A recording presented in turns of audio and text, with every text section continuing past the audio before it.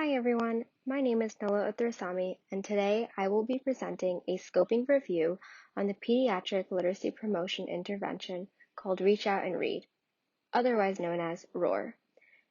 80% of third graders who live in poverty do not read at grade level.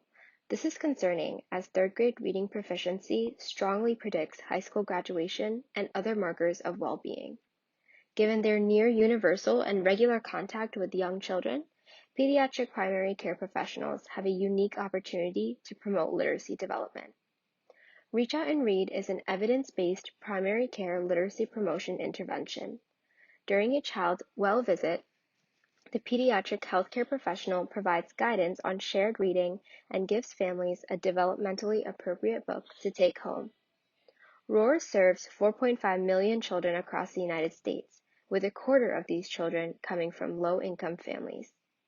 In fact, several studies report that Reach Out and Read increases shared reading frequency and improves child language outcomes and well-child visit attendance. However, while several studies document ROAR's effectiveness, there is variation in how the core elements of the ROAR model are defined in the existing literature. Additionally, modifications and enhancements to the original ROAR are emerging, but these have not been clearly defined. This scoping review outlines the current literature on the ROAR model in the pediatric healthcare setting in order to define the core elements of the Reach Out and Read model, the consistency in the delivery of these core elements, examine barriers to its implementation, and describe existing modifications. By providing a clearer understanding of what the functioning elements of the Reach Out and Read model are, we can better identify what makes this intervention so effective in facilitating literacy promotion. We conducted a scoping review using the preferred reporting items for systematic reviews and meta-analyses extension for scoping review guidelines. We searched 6 online databases using key terms such as ROAR, primary care, literacy promotion, and more in order to identify the relevant articles. After searching all databases and removing duplicates, we identified 829 articles.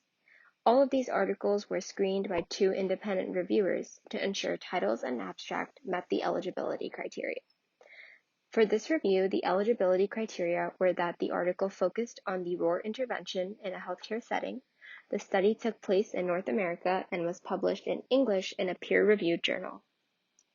After excluding articles that did not meet the criteria, there were 139 articles left.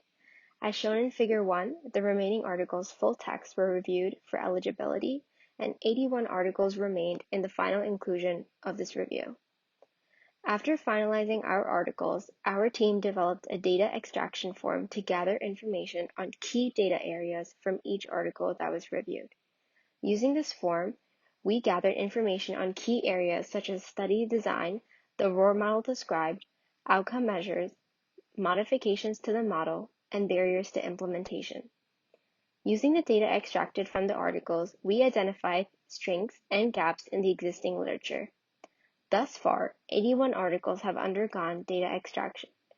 The data analysis is still ongoing, and the following preliminary themes were identified. First, among the articles extracted, 50 were identified to be research studies.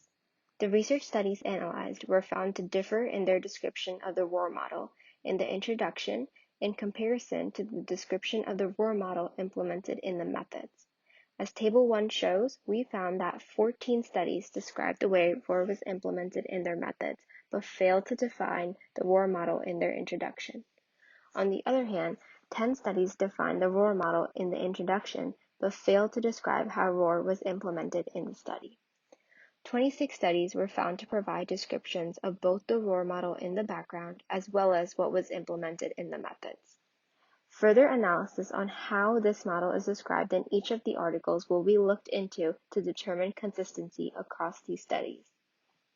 Secondly, we identified preliminary facilitators and barriers to the implementation of the model.